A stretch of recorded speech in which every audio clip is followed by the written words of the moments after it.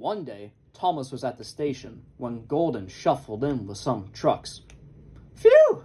remarked Thomas. "What a funny smell." "Can you smell a smell?" "I can't smell a smell," said Annie.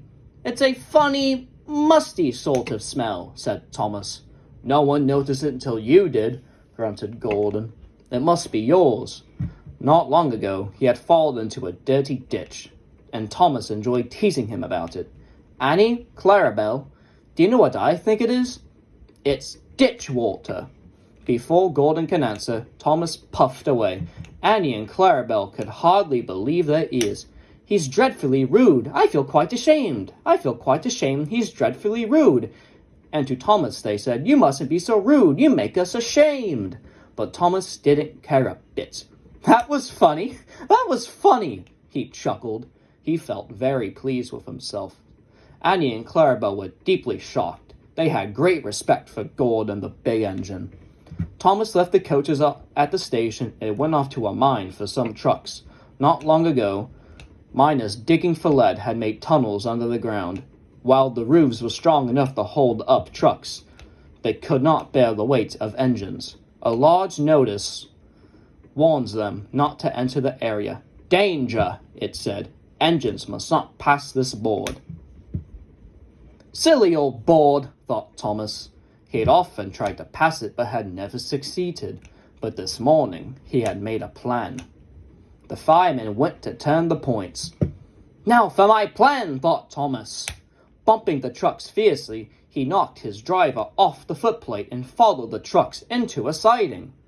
"Come back," yelled his driver. There was a rumbling noise and the ground creaked. Then all of a sudden, there was a giant hole in the ground and Thomas fell right into it. "Fire and smoke," said Thomas. "I'm sunk." And he was.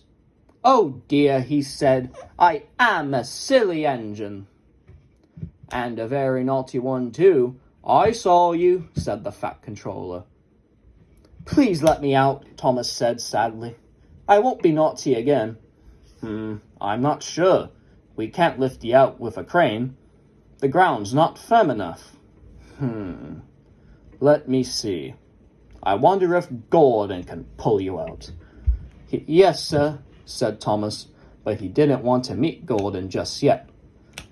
"Down the mine, is he? Ha, ha, ha! What a joke!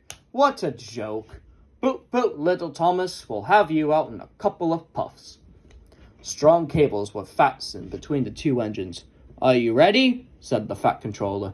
"Heave!" It was a lot harder than they all thought. But at last, Thomas was free. "I'm sorry I was cheeky," said Thomas. "That's all right, Thomas. You made me laugh," said Gordon. "I'm in disgrace."